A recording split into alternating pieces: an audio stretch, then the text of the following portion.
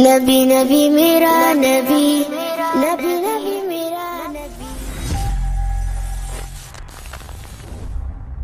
বাড়িতে গিয়েছে, বিবাহ করে এসেছিলেন, বিবির চেহারা দেখেননি।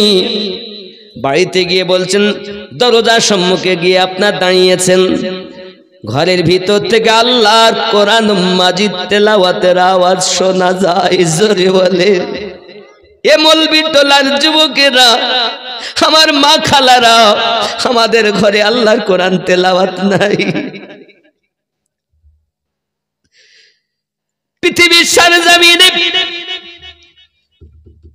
জাফর বিন আবু তালিব, আব্দুল্লাহ ইবনে রাওয়াহ বাড়িতে যাওয়ার পর বিবির তেলাওয়াতে কোরআন শোনার পর দীর্ঘক্ষণ দাঁড়িয়ে তেলাওয়াতে কোরআন শুনলেন। কোরআন মাজিদ তেলাওয়াত শোনার পর আওয়াজ দিয়েছেন ছোট্ট করে, বিবি দরজাটা খুলে দাও, আমি তোমার স্বামী এসেছি, আমার সঙ্গে দুটি কথা বলো। সঙ্গে সঙ্গে স্বামীর আওয়াজ শুনে বিবি তেলাওয়াত বন্ধ করে দেয়, আর খুব মোহাব্বত করে স্বামীকে ভিতরে আসতে কয়। এমন সময়তে ডাক দিয়ে বলতেছে, বিবি গো, এসেছি তোমার কাছে বিদায় নিতে, আর জীবনে দেখা হবে না। আমার নবী আমাকে যুদ্ধের 3 নাম্বার সেনাপতি নিযুক্ত করেছেন, এবং জবান মোবারকায় বলেছি, যখন 3 নাম্বার সেনাপতি শহীদ হয়ে যাবে, মুসলিম তোমরা যারে পারো তখন সেনাপতি নিযুক্ত করে নেবে, আমি জানি ফিরে আসবো না। বিবি আমার বিদায় দাও, আমি বিবাহ করেছি কিন্তু তোমার চেহারা আমি এখনো দেখিনি। স্বামীর কথা শুনে বিবি ঘরের ভিতর থেকে আওয়াজ দিচ্ছেন, ওগো আমার স্বামী, বাপ ছেড়েছি, মা ছেড়েছি, ভাই ছেড়েছি, আপনজনদেরকে ছেড়ে দিয়েছি, আপনার সাথে বিবাহ বন্ধনে আবদ্ধ হয়ে আপনার ঘরে এসেছি, আপনি আমাকে ছেড়ে চলে যাবেন, এ কেমন করে মেনে নেওয়া যায়? বিবি রে, আমার নবী বলেছেন, বাদশা হেরাক্লিয়াস 2 লক্ষ সেনা নিয়ে মদিনায় হামলা চালাতে আসতেছি, যুদ্ধ হবে মোতার যুদ্ধ রে বিবি, আমি নবী পাকের ঘোষিত 3 নাম্বার সেনাপতি, এখন আমাকে বিদায় দাও, বিদায় দাও, বিদায় দাও। স্ত্রী ঘর থেকে বলতেছেন, আমার স্বামী, আমি সব ছেড়ে আসলাম আপনার কাছে, আর আপনি আমাকে দেখা না দিয়ে চলে যান, তাই কি হয়? সঙ্গে সঙ্গে স্বামী উত্তর দেয়, বিবি রে, আমার মনের ভিতরে আমার নবীর ভালোবাসা গেঁথে নিয়েছি, ওই মনে আমি অন্য কাউকে আর ঢোকাতে চাই না। আমি যদি তোমাকে দেখি, আমি যদি তোমাকে দেখতে যাই, হয়তো তোমার প্রেমে পড়ে যেতে পারি, এজন্য আমি তোমাকে দেখা দিতে পারবো না। স্ত্রী ভিতর থেকে আওয়াজ দেয়, স্বামী গো, আমার নসিব ভালো যে আমার স্বামী জিহাদের মাঠে যাইয়া শহীদ হবে, রাসূলে পাকের মোহাব্বতে জীবন কুরবান করবে। আমার নসিব ভালো আমার স্বামী, আমি আপনাকে যেতে বাধা দিব না, যুদ্ধে যান বাধা দিব না। তবে এতটুকু কথা বলি, আমার স্বামী গো, একবার আমাকে দেখা দিন, একবার দেখা দিন, যেন আমি বলতে পারি, যেন আমি হাসরের দিন লক্ষ লক্ষ মানুষের মাঝে আমি আমার স্বামীকে দেখে চিনে নিতে পারি, যে আমার স্বামী দেখতে এমন ছিল, আমার স্বামী দেখতে এমন ছিল। আমি বাধা দেওয়ার জন্য আপনাকে চাইনি, আমাকে ভালোবাসা দেওয়ার জন্য আপনাকে আসতে বলিনি, শুধু এক নজর দেখা দিবেন, আমি যেন ওই দেখার বিনিময় হাসরের মাঠে আপনাকে চিনে নিতে পারি। এ কেমন বিবি? আর আমাদের ঘরে এরা বউ। ইসলাম ইতিহাস খুলে দেখো, আজ আমাদের ঘরের ছেলেদেরকে আমরা ইসলাম দেই না, পৃথিবীর বিভিন্ন রকমের ইতিহাস তো আমাদের বাচ্চাদের শিক্ষা দেই, কিন্তু ইসলামের ইতিহাস আমাদের বাচ্চাদের শিক্ষা দেয়নি। আমার বাবারা, ইসলাম আমাদের ঘর পর্যন্ত অত সহজে আসেনি, অনেক ত্যাগের পর ইসলাম আমাদের ঘর পর্যন্ত এসেছে। আর ইসলামটা দুনিয়ায় আমাদের এই মলবি টোলাতে নবী পাকের সাহাবী আনেননি, আল্লাহ পাক যাদের সলিহিন ঘোষণা দিয়েছেন আল্লাহর ওলি বান্দারা পৌঁছে দিয়েছে।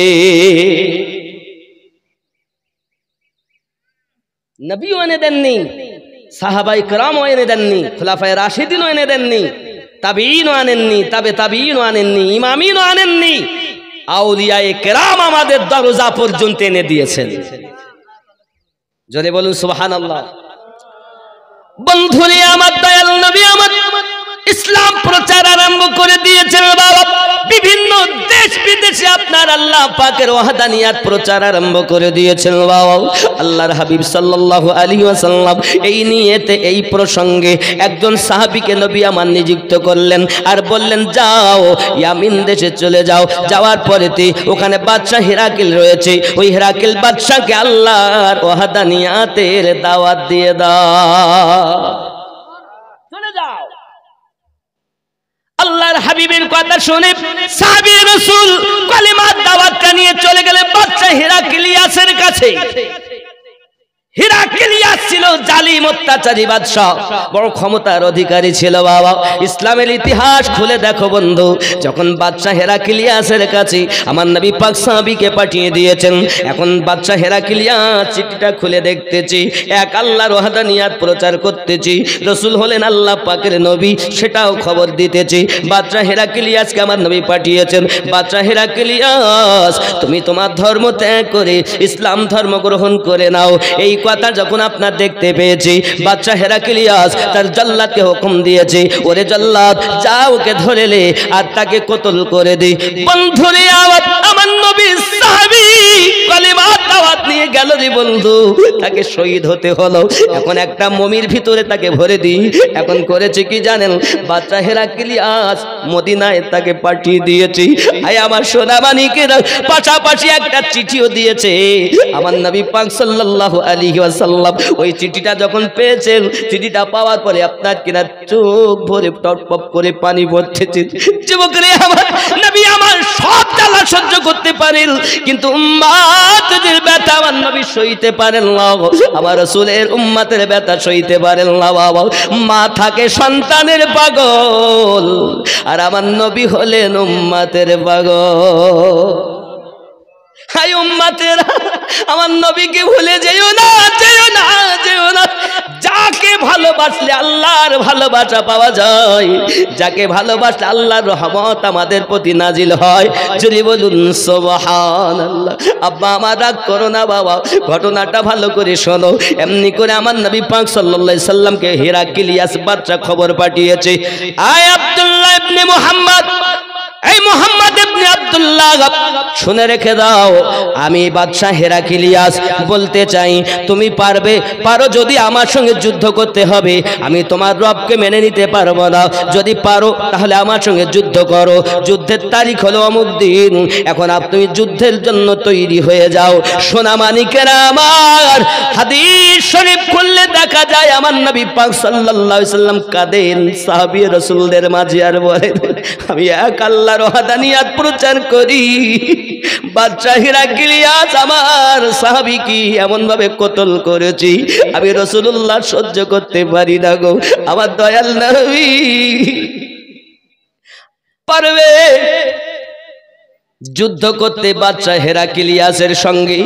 বাদশা হিরাক্লিয়াস বলেছে, আমার সেনা হলো 3 লাখ, 1 লাখ রেখে দিয়েছে, 2 লাখ সেনা নিয়ে বাদশা হিরাক্লিয়াস যুদ্ধের জন্য আপনার ডাক দিয়েছে, যে যুদ্ধটার নাম হলো মোতার যুদ্ধ। ও যুবক, ইসলামের ইতিহাস শোনো, আমি শোনাই তোমাদের। আল্লাহ বলেন কোরআন পাকে, যদি পেতে চাও আমাকে, গিয়ে ধরো নবীর দামান খানা রে দিওয়ানা, আল্লাহর নবী ছাড়াও খোদা পাবি না। আরো জোরে বলুন ইয়া রাসূলুল্লাহ। বন্ধুরে আমার এমন সময় আমার নবী পাক সাল্লাল্লাহু আলাইহি সাল্লাম বলেন আমার সাহাবী রাসূলদের ডাকে 3000 সাহাবী নবী পাকের সম্মুখে হাজির হয়েছেন। তারা সকলেই আমার নবী পাক বলছেন দেখো এই 2 লক্ষ সিপাহীর সঙ্গে 3000 কখনো যুদ্ধ করা সম্ভব নয়। এক কাজ করো আপনারা আপন আপন বাড়ি যেতে পারেন, আমি মুস্তাফা তোমাদেরকে বাধা দেব না, নইলে এই 2 লক্ষর সঙ্গে 3000-এর যুদ্ধ করা কেমন করে সম্ভব হয়ে উঠবে। সাহাবী রাসূলেরা বলেন হুজুর চিন্তার কারণ নাই, আমরা কখনো কত সেনা আছে দেখিনি, আমরা জীবন দিতে রাজি তবে ঘরে যেতে রাজি না। 3000 সাহাবী তার যুদ্ধ হাদিস হলো 86টা হলো। দেখো আর আমরা জীবন দিতে পারি না, শুধু নবীর আশিক, এমনকি নামাজও নাই, রোজাও নাই, হজও নাই, যাকাতও নাই, মা বাপের খেদমতও নাই, ইসলামের উপরে কোনো আমলই নাই। রাস্তা দাঁড়িয়ে এখনো পেশাবার বলবো না, রাস্তা দাঁড়িয়ে মুতি, রাস্তা দাঁড়িয়ে মুতিও বড় আশিক। বন্ধু আমার সাহাবী রাসূলেরা যখন আরজি জানালেন হুজুর আমরা সব ছাড়তে পারি কিন্তু আপনাকে ছাড়তে পারি না, সংখ্যায় আমরা 3000 হলে কি হবে, আমাদের দিল ভরা আপনার ভালোবাসা আছে। আমার আপনার নবী সাল্লাল্লাহু আলাইহি ওয়াসাল্লামের কাছে সাহাবী রাসূলেরা যখন নিজেদের মন্তব্য পেশ করেছেন, সঙ্গে সঙ্গে আমার নবী যুদ্ধের জন্য 3 জন সেনাপতি নিযুক্ত করতেছেন। 1 নাম্বার সেনাপতির নাম আমার নবী পাকের পালিত পুত্র যায়েদ ইবনে হারিস রাদিয়াল্লাহু তাআলা আনহু। আরো জোরে বলুন সুবহানাল্লাহ। হে যুবকেরা আমার প্রিয় নবী সাল্লাল্লাহু আলাইহি সাল্লাম বলেন আমার যায়েদ যখন ইন্তেকাল করবে তখন আব্দুল্লাহ ইবনে রাওয়া তুমি 2 নাম্বার সেনাপতি হবে। 3 নাম্বার সেনাপতি জাফর বিন আবু তালিব হবে। আচ্ছা আপনারা বলুন আমার যুবক একটা যুদ্ধের সেনাপতি কয়জন হয়?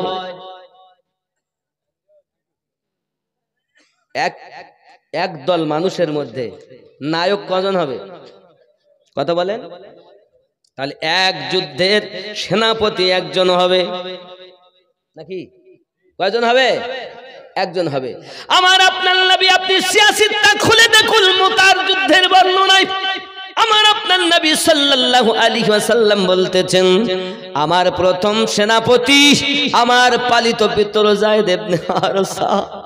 আমার যায়েদ যখন শহীদ হয়ে যাবে গো, 2 নাম্বার সেনাপতি আব্দুল্লাহ ইবনে রাওয়া, আর আব্দুল্লাহ ইবনে রাওয়া যখন শহীদ হয়ে যাবে তখন 3 নাম্বার সেনাপতি হবে জাফর বিন আবু তালিব।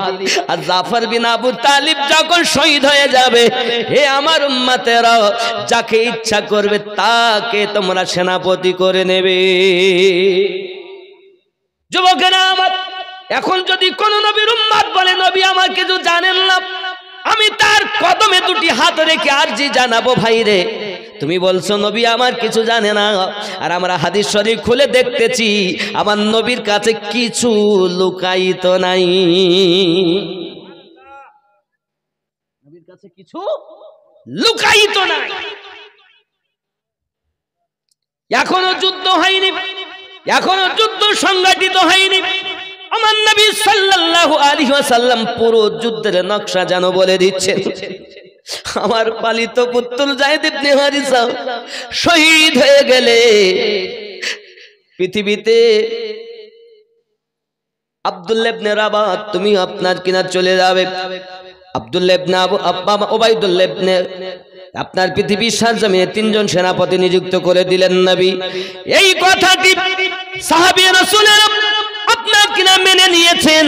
আমার নবী পাক বলছেন এক কাজ করুন আপনারা বাড়ি চলে যান, যাই আপন আপন বিবি বাচ্চাদের কাছে আপনজনদের কাছ থেকে বিদায় নিয়ে আসুন, কারণ এই যুদ্ধ থেকে ফিরে আসা কোনো গ্যারান্টি নাই।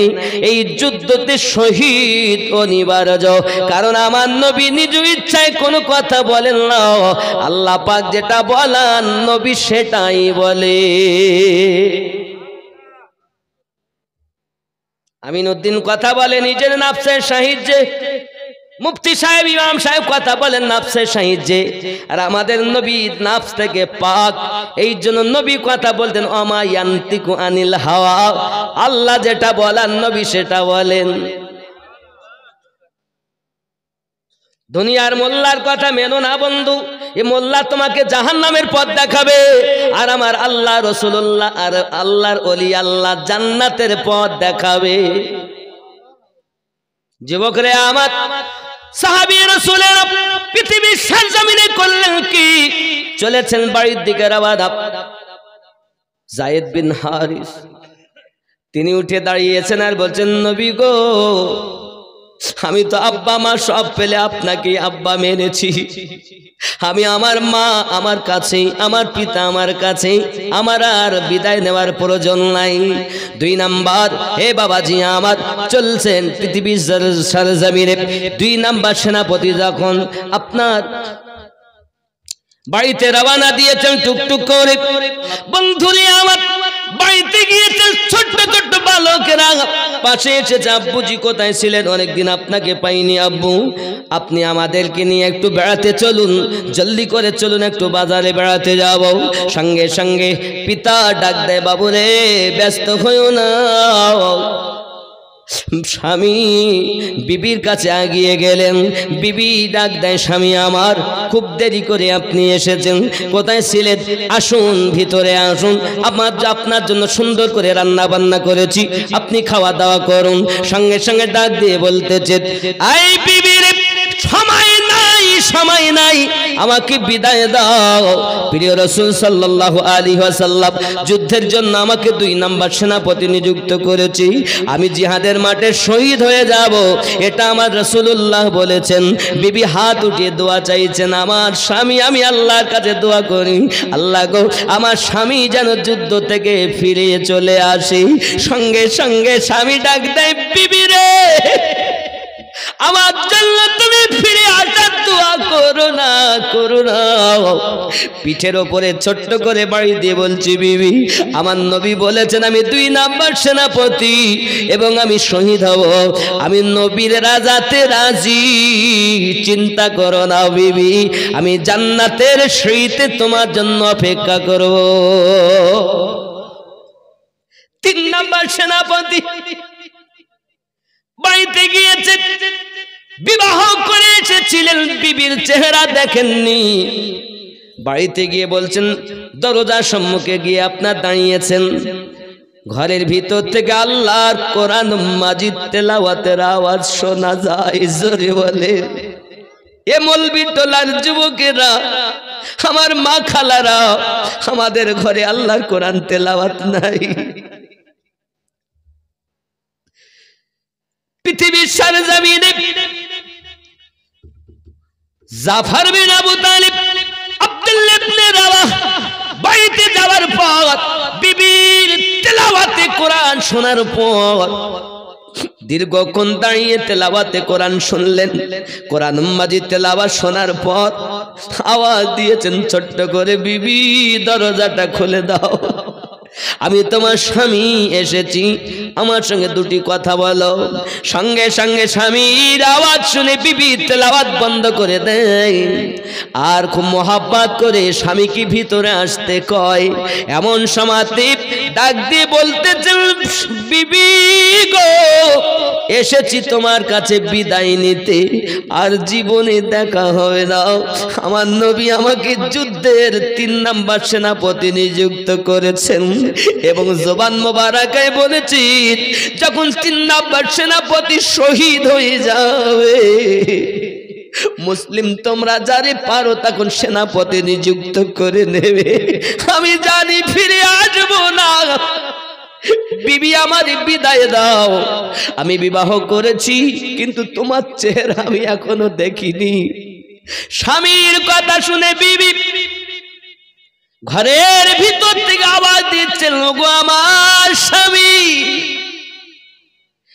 বাপ ছেড়েছি, মা ছেড়েছি, ভাই ছেড়েছি, আপনজনদেরকে ছেড়ে দিয়েছি, আপনার সাথে বিবাহ বন্ধনে আবদ্ধ হয়ে আপনার ঘরে এসেছি, আপনি আমাকে ছেড়ে চলে যাবেন, এ কেমন করে মেনে নেওয়া যায়? বিবি রে, আমার নবী বলেছেন, বাদশা হেরাক্লিয়াস 2 লক্ষ সেনা নিয়ে মদিনায় হামলা চালাতে আসতেছি, যুদ্ধ হবে মোতার যুদ্ধ রে বিবি, আমি নবী পাকের ঘোষিত 3 নাম্বার সেনাপতি, এখন আমাকে বিদায় দাও,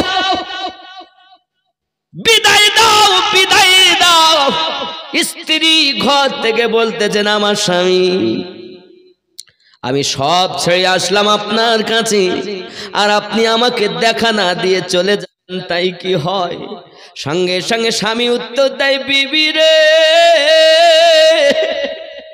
আমার মনের ভিতরে আমার নবীর ভালোবাসা গেঁথে নিয়েছি, ওই মনে আমি অন্য কাউকে আর ঢোকাতে চাই না। আমি যদি তোমাকে দেখি, আমি যদি তোমাকে দেখতে যাই, হয়তো তোমার প্রেমে পড়ে যেতে পারি, এজন্য আমি তোমাকে দেখা দিতে পারবো না। স্ত্রী ভিতর থেকে আওয়াজ দেয়, স্বামী গো, আমার নসিব ভালো যে আমার স্বামী জিহাদের মাঠে যাইয়া শহীদ হবে, রাসূলে পাকের মোহাব্বতে জীবন কুরবান করবে। আমার নসিব ভালো আমার স্বামী, আমি আপনাকে যেতে বাধা দিব না, যুদ্ধে যান বাধা দিব না। তবে এতটুকু কথা বলি, আমার স্বামী গো, একবার আমাকে দেখা দিন, একবার দেখা দিন, যেন আমি বলতে পারি, যেন আমি হাসরের দিন লক্ষ লক্ষ মানুষের মাঝে আমি আমার স্বামীকে দেখে চিনে নিতে পারি যে আমার স্বামী দেখতে এমন ছিল, আমার স্বামী দেখতে এমন ছিল।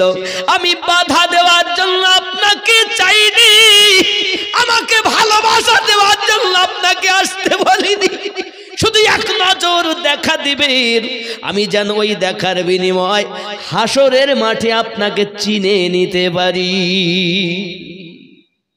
এ কেমন বিবি? আর আমাদের ঘরে এরা বউ, টাকা দিয়ে সবসময় দিবেন, ওয়াজ করার জন্য আমাকে ডাকবেন, 4 ইলেকশনের জন্য, আপনি ওদের মুডটাই নষ্ট করে দিয়েছেন। আমার যখন এদিকে মায়া আসে বলে টাকা দাও, আমি এই জন্য বলি অন্য মৌলবীদেরা টাকা তুলবেন বাপ, কারণ আমার এখন আর ভাল লাগে না এটা টাকা পয়সা তুলতে, কারণ আমার আর ভাল লাগে কি, আমি আল্লাহ এবং আল্লাহ রসুলের প্রেমের কথা বলি, ওলি আল্লাহর প্রেমের কথা বলি, সমাজের মানুষ যেন দুনিয়াকে ফেলে দিয়ে আমার নবীর আশিক তৈরি হয়। আরে মসজিদ 5 তলা করে লাভ কি যদি একজন ইমানদার ওই মসজিদে না থাকে? কোনো লাভ নাই, এত বড় জালসা দিয়েও কোনো লাভ নাই যদি গ্রামের ভিতরে এই জালসা থেকে আজ থেকে যদি 5টি ছেলে নামাজি না তৈরি হয়। কি লাভ এই জালসা? কি হবে এই খেলা করে? খালি লোকের কাছে দেখাবেন আমিনউদ্দিন কেনেছিলাম, তওবা আস্তাগফিরুল্লাহ। এই আশাবাদ দাও, নিয়ত ঠিক কর, দিল ঠিক কর। চেহারা যদি ঘষে এত পরিষ্কার করতে হয়, দিলটাকে কত ঘষতে হবে? একবার দিল ঘষনা, নবীর উম্মত হয়েছে। আব্বা আমার রাগ করো না সোনা, হয়তো বড় কিছু বলে ফেলছি মোহাব্বতে, আমার রসুলের ইশক যার ভিতরে নাই তার 1 পয়সা দাম নাই, যত বড়ই হোক না কেন তার 1 ফোঁটা দাম নাই। আর যার ইশক আছে দিলে, প্রেম আছে দিলে, হায় হায়, সে যেখানেই যাবে খাঁটি উম্মাত, মরে যাবার পরও জান্নাতি। ইশকি প্রেমের আলাপ করেন নবী মেরাজে যায়া, একা করে নিলেন তারে জিবরাইল আসিয়া, প্রেমের আলাপ করেন নবী মেরাজে যায়া। খেয়াল করেন, মানে আপনারা যত খেলবেন আমি তত লড়বো, আর আপনারা আদমারা হেন পুরো মারা হয়ে যাবে। আমার বেরোচ্ছে না আপনাদের কথা, বুঝেছেন? আপনারা যত লিখবেন তত, লিখান না তো কি করে হবে? প্রিয় নবী সাল্লাল্লাহু আলাইহি ওয়াসাল্লাম যখন মিরাজে গেলেন বাবা, জান্নাতের গেটের কাছে যখন গিয়েছেন, হযরত ইদ্রিস আলাইহিস সালাম একজন আল্লাহ পাকের নবী, তিনি জান্নাতের ভিতরে রয়েছেন বাবা। এই জান্নাতের ভিতর থেকে আমার নবী পাক সাল্লাল্লাহু আলাইহি ওয়াসাল্লাম জিজ্ঞাসা করেন, আয়ে ইদ্রিস ভাই, জান্নাতের ভিতরে আপনি কি দেখতে পাচ্ছেন, কি করতেছেন, বলেন আপনি কি দেখেছেন? সঙ্গে সঙ্গে তিনি বলতেছেন, হুজুর আমি এখনো পর্যন্ত একটা গলি ঘুরে ঘুরে 5000 বছরে শেষ করতে পারিনি। ওগো নবী গো, এই জান্নাতের ভিতরে যেখানে যাই দেখতে পাই আখিরি জামানার নবীর অমুক উম্মতের মহল, অমুক উম্মতের মহল, শুধু আপনার উম্মতের মহল 5000 বছরে শেষ হয়নি। দুনিয়ায় যারা দান করে, শুধু দান করে না, জান্নাতে আপন মহল তৈরি করে। জোরে বলুন আহা, প্রেমের আলাপ করেন নবী মেরাজে যায়া, একা ঘরে নিলেন তার জিবরাইল আসিয়া, প্রেমের আলাপ করেন নবী মেরাজে।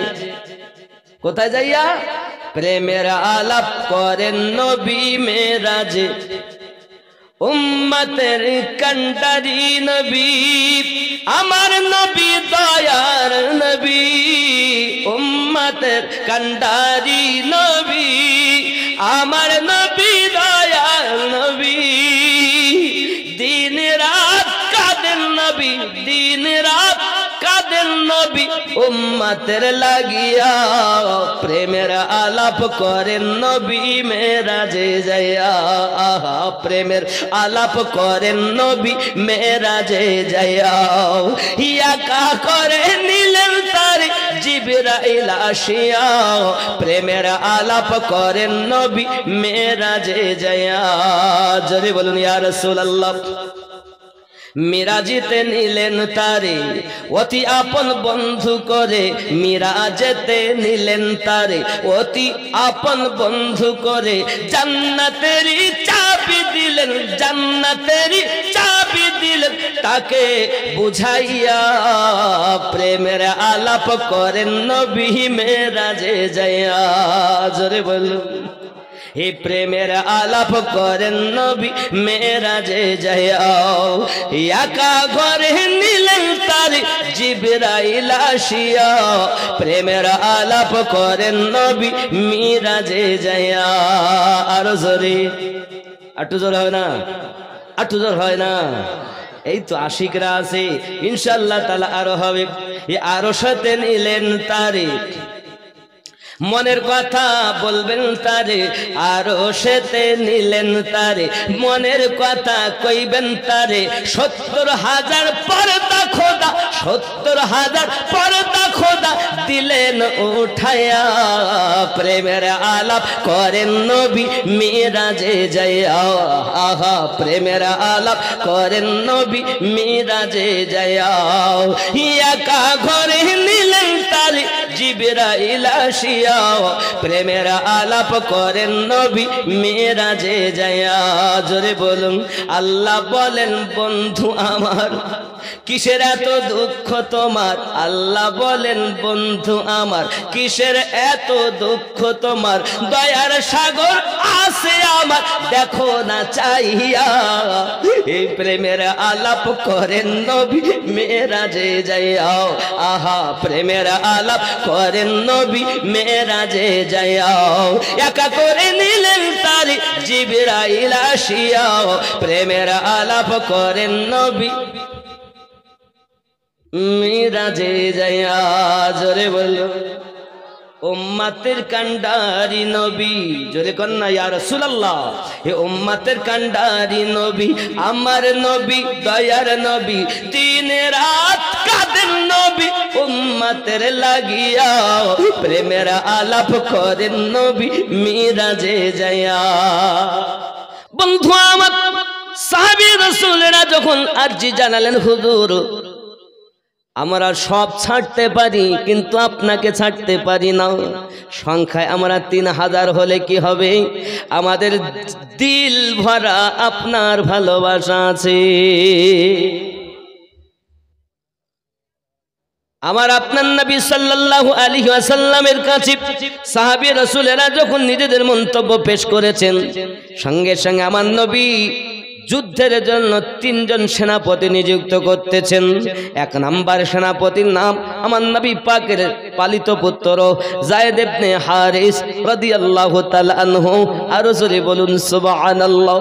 হে যুবকেরা, আমার প্রিয় নবী সাল্লাল্লাহু আলাইহি সাল্লাম বলেন, আমার যায়েদ যখন ইন্তেকাল করবে তখন আব্দুল্লাহ ইবনে রাওয়া তুমি 2 নাম্বার সেনাপতি হবে। 3 নাম্বার সেনাপতি জাফর বিন আবু তালিব হবে। আচ্ছা আপনারা বলুন আমার যুবক, একটা যুদ্ধের সেনাপতি কয়জন হয়?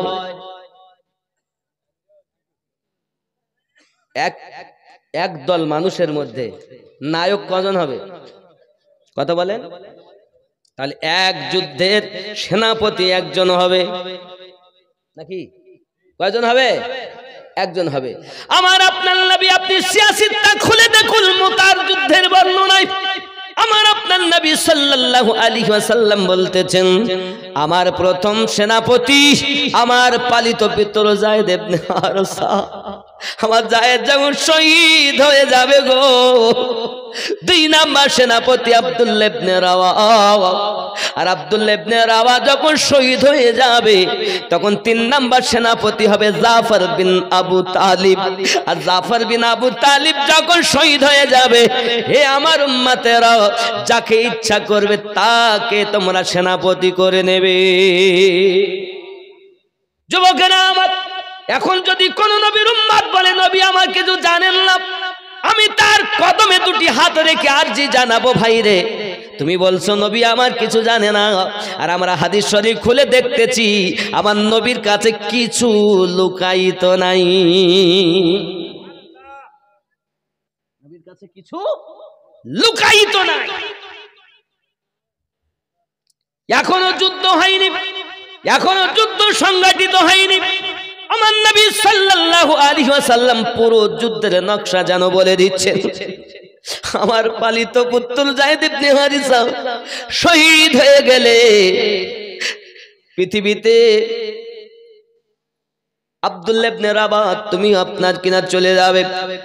আব্দুল্লাহ ইবনে উবাইদুল্লাহ ইবনে আপনার পৃথিবীর সরজমিনে 3 জন সেনাপতি নিযুক্ত করে দিলেন নবী। এই কথাটি সাহাবী রাসূলেরা আপনার কিনা মেনে নিয়েছেন। আমার নবী পাক বলছেন, এক কাজ করুন, আপনারা বাড়ি চলে যান, যাই আপন বিবি বাচ্চাদের কাছে, আপনজনদের কাছ থেকে বিদায় নিয়ে আসুন, কারণ এই যুদ্ধ থেকে ফিরে আসা কোনো গ্যারান্টি নাই। এই যুদ্ধতে শহীদ অনিবার্য, কারণ আমার নবী নিজ ইচ্ছায় কোনো কথা বলেন না, আল্লাহ পাক যেটা বলেন নবী সেটাই বলে। আমিনউদ্দিন কথা বলে নিজের নাফসের সাহিত্যে, মুফতি সাহেব ইমাম সাহেব কথা বলেন নাফসের সাহিত্যে, আর আমাদের নবী নাফস থেকে পাক। এই জন্য নবী কথা বলতেন ওমা ইয়ান্তিকু আনিল হাওয়া, আল্লাহ যেটা বলেন নবী সেটা বলেন।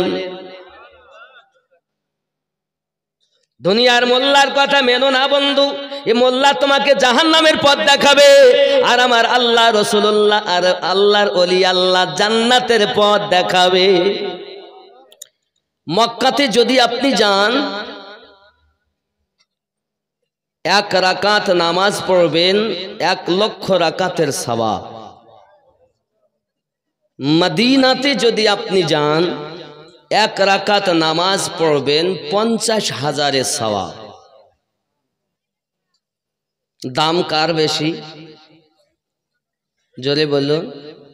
কেন? নেকি বেশি দেখে?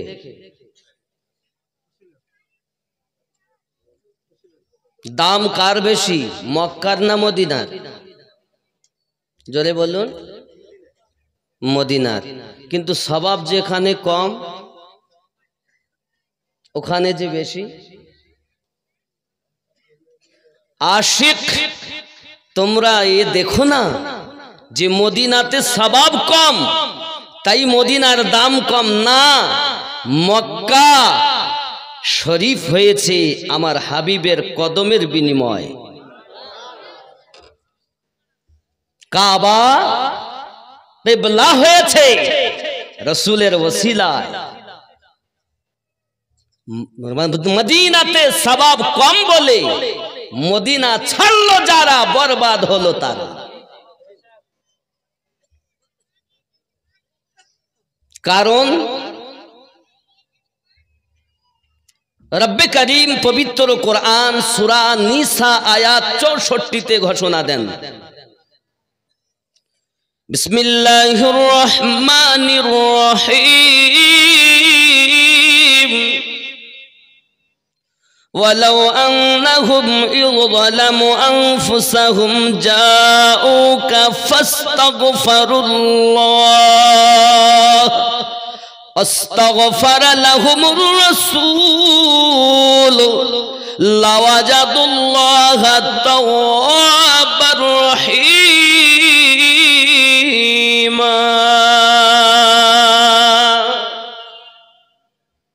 वलौ अन्नहुम यज़लमू अनफुसहुम जाओ, अगर कोई अपने नफ्स पर जुल्म कर ले, नफ्स আল্লাহ পাকের শ্রেষ্ঠ জীব আমরা, আল্লাহর যত মখলুকাত আছে তাদের মধ্যে শ্রেষ্ঠ আমরা। তো আমাদেরকে আল্লাহ 10টি জিনিস দিয়ে সৃষ্টি করেছেন। কয়টি? দুনিয়ার 5টি, আর আলামে আরো আর 5টি, আলামে খলকের 5টি, আলামে আরো আর 5টি। আলামে খলকের যে 5টি সেটি হলো আগুন, পানি, মাটি, বাতাস, নফসে আম্মারা। খুব খেয়াল করবেন, এ বক্তব্য সব জায়গায় শুনতে পাবেন না। মাটি, পানি, আগুন, বাতাস, নফসে আম্মারা 5টি হয়েছে। তো এটি হলো আলামে খলক। আর 5টি হলো আলামে আরওয়া। একটির নাম কলব, একটির নাম রুহু, আর একটির নাম সির, একটির নাম খফি, একটির নাম আকফা। এই 5 আর 5 10টি দিয়ে সুন্দর 3.5 হাত গঠনের একজন মানুষ আল্লাহ বানিয়েছেন। কেমন বানিয়েছেন? রব্বে করিম বলেন, লাকাদ খালাকনাল ইনসানা ফি আহসানি তাকওয়িম।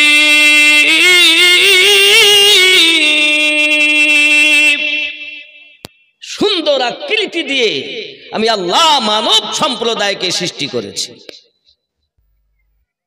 এখন এই সুন্দর আকৃতি আল্লাহ দিয়েছেন, আরো সুন্দর হওয়ার জন্য ক্রিম ব্যবহার করি, সাবান ব্যবহার করি। চেহারাতে আমরা কত কি ব্যবহার করি, করি কি করি না? করি কি করি না? কারণ কেউ মনে করছে আমাকে দেখবে, স্বামী মনে করছে বিবি দেখবে, বিবি মনে করছে স্বামী দেখবে, মানুষেরা আমাকে দেখবে, তাহলে মুখে আমাকে কত রকমের ক্রিম ব্যবহার করতে হয়। আয় বাবা, মানুষ দেখবে চেহারা, তাতে যদি এত পরিষ্কার করতে হয়, আল্লাহ তো চেহারা দেখেন না, আল্লাহ দিল দেখেন। তাহলে এই দিলটাকে কত পরিষ্কার করতে হবে।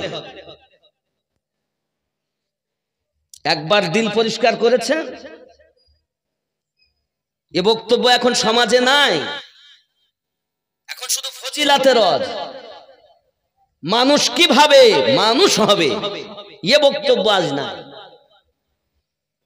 চেহারা সুন্দর করতে গেলে এত মাজা ঘষা করি, তা আল্লাহ দিল দেখেন, এই দিলটাকে আমরা কয়বার মাজা ঘষা করেছি খেয়াল করবেন।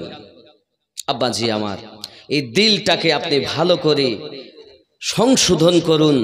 কারণ আল্লাহ পাক বলেন, মানুষকে আমি সুন্দর করে তৈরি করেছি, এর মধ্যে আমি একটা রাজধানী দিয়েছি। রাজধানীটার নাম, আমাদের পশ্চিম বাংলার রাজধানী কলকাতা, ভারতবর্ষের রাজধানী দিল্লি। আচ্ছা, রাজধানীতে যদি কোনো অসুবিধা হয় তাহলে পুরো দেশটা অসুবিধায় পড়বে কি পড়বে না? কথাই বলেন, কথা বলুন। রাজধানীতে, পশ্চিম বাংলা রাজধানীতে যদি কিছু হয়, পুরো পশ্চিম বাংলা আসর হবে। যদি দিল্লিতে কিছু হয়, পুরো ভারতবর্ষে আসর হবে। ঠিক তদ্রূপ মানব দেহের ভিতরে এক টুকরো গোস্ত যার নাম হলো কলব, এটি হলো এই দেহের রাজধানী। এখন আমরা দুনিয়ায় ভুল করেছি, ত্রুটি করেছি, পাপ করেছি, মসজিদে আজান হয়েছে, চট করে ছুটলাম, ছুটে গিয়ে পড়ছি, হাত মুখ ধুয়েছি, হাত মুখ ধোয়ার পরে আল্লাহর কাছে সামনে দাঁড়িয়ে গেছি, দাঁড়িয়ে কি বলছি, আয় আল্লাহ আমি কানে হাত দিলাম, উঁচু করলাম, অনেকে কানও ধরে, এই যে ধরে আমরা দাঁড়িয়েছি, কি বলছি, আমি পাপী গুনাহগার, দুনিয়ার সব কিছু ফেলে তোমার সম্মুখে দাঁড়িয়েছি। আল্লাহ পাক বলেন এখনই পাপ করলি আর এখনই আমার কাছে কি চাচ্ছিস বল। আমরা তখন বলি আলহামদুলিল্লাহি রাব্বিল আলামিন, যাবতীয় প্রশংসা আপনার, আপনি দোজাহানের পালন কর্তা। আল্লাহ বলেন তুই যে আমার নাফরমানি করলি, এখনই ওজনে কম দিলি, এখনই মিথ্যা কথা বললি, এখনই ফাঁকি দিলি, এখনই পরের মেয়ের হাত ধরে নিয়ে গেলি, এখনই তুই পরের জমি আল ঠেলে চাষ করলি, এখনই তুই চোখ দিয়ে চোখ মেরে এলি, এখনই টেলিফোনে উল্টা পাল্টা বলে আসলি, আমার সম্মুখে দাঁড়িয়েছিস, আমাকে দোজাহানের পালন করতে মনে করিস। জি হ্যাঁ আল্লাহ, আমি পাপী হতে পারি, কিন্তু আপনি যে রহমান, আর রহমানির রহিম, আপনি বড় রহমান, আপনি বড় রহিম, আমি পাপী, আপনি আমার রব। আয় আল্লাহ, আমি পাপ করতে ভালোবাসি, আমাকে মাফ করে দাও। আমরা আবার বলি মালিকি ইয়াউমিদ্দিন, বিচার দিবসের আপনি মালিক। আয় আল্লাহ, আমাকে লাঞ্ছিত করো না, আয় মালিক আমার, তুমি আমাকে মাফ করে দাও। তুমি যে রহমান, তুমি যে রহিম, তুমি যে দয়াল, আমি তোমার নগণ্য বান্দা, আমি তোমার নগণ্য বান্দি, তোমার কাছে ঝুঁকেছি, আল্লাহ আমাকে মাফ করো। আল্লাহ পাক বলেন ফেরেশতারা, দেখছো আমার বান্দা আমাকে কত ভালোবাসে, এ যত পাপ করেছে সবকে একটা পোটলা করো, জোরে বলুন সুবহানাল্লাহ। হায় হায়, কোথায় আছেন বাবা? জবান যুবক সোনা মানিক, মহান আল্লাহ পাক আল্লাহ তাআলা বলেন বান্দা বান্দি আর কিছু বলবি, আমরা তখন বলি ইয়্যাকা না'বুদু ওয়া ইয়্যাকা নাস্তাঈন, আমি তোমারই ইবাদত করি, তোমার কাছে সাহায্য প্রার্থনা করি। আমার আল্লাহ বলেন বান্দা কি সাহায্য আমার কাছে চাও? আমরা সঙ্গে সঙ্গে বলি ইহদিনাস সিরাতাল মুস্তাকিম,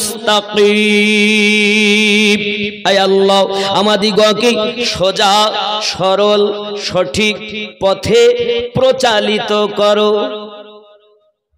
কি বলি? সোজা সরল সঠিক পথে প্রচালিত করো। আল্লাহ পাক বলেন কাদের পথে চলতে চাও? আমরা সঙ্গে সঙ্গে বলি সিরাতাল্লাযীনা আন'আমতা আলাইহিম, যাদেরকে আপনি পুরস্কৃত করেছেন তাদের পথে চালিত করুন। জোরে বলুন।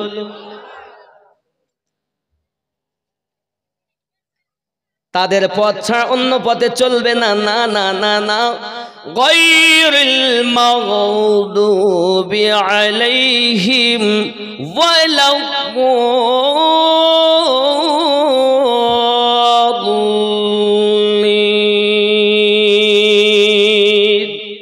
তাদের পথে নয় যারা অভিশপ্ত হয়েছে, লানাত প্রাপ্ত হয়েছে। আল্লাহ তাদের পথে আমাদের চালিত করো না, তাদের পথে চালাও। সিরাতাল্লাযীনা আন'আমতা আলাইহিম, যাদেরকে আপনি পুরস্কৃত করেছেন। এটা পুরা সূরা ফাতিহাটা প্রার্থনার সূরা। কি প্রার্থনা? একটাই, সোজা সরল সঠিক পথ। জোরে বলুন। কাদের পথ? সিরাতাল্লাযিনা আনআমতা আলাইহিম। এটাই তো আমরা নামাজে বলি, নাকি বলেন? আমি কি মন গড়া কথা বলছি? খুব দিলের কান দিয়ে শুনবেন, তাহলে বোঝা যাবে সোজা সরল সঠিক পথ ওটাই যা আল্লাহ পাক যাদের উপরে প্রাইজ দিয়েছেন, উপহার দিয়েছেন, তাদের পথটা হলো সোজা সরল সঠিক পথ। জোরে বলুন। তাহলে আমাদের বাকি রয়ে গেল যে প্রাইজ কাদের উপরে, উপহার কাদের উপরে, এটাই যখন আমরা জেনে নেব তখন আমরা সোজা পথ, সঠিক পথ, নির্ভেজাল পথ পেয়ে যাব। ঠিক কিনা বলুন? এই কথা বলেন না, ঠিক না ভুল বলছি? আয় আল্লাহ আপনি বলুন কাদেরকে আপনি প্রাইজ দিয়েছেন? আল্লাহ পাক বলছেন বিসমিল্লাহির রহমানির রহিম উলাইকাল্লাযী আনআমাল্লাহু আলাইহিম মিনান নাবিয়্যিন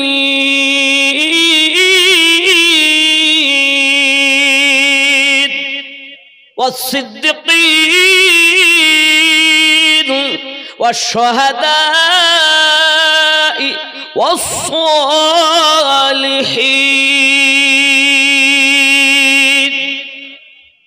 কয় শ্রেণী? কয় শ্রেণী? ভালো করে বুঝেন। এক নাম্বার নবীন, তাদের উপরে আল্লাহর এনাম, এনাদের নবীনদের পথ সঠিক পথ, সিদ্দিকিনদের পথ সঠিক পথ, শুহাদাদের পথ সঠিক পথ, সালেহিনদের পথ সঠিক পথ। এর বাইরে সব জাহান্নামী পথ, এর বাইরে সব জাহান্নামী পথ।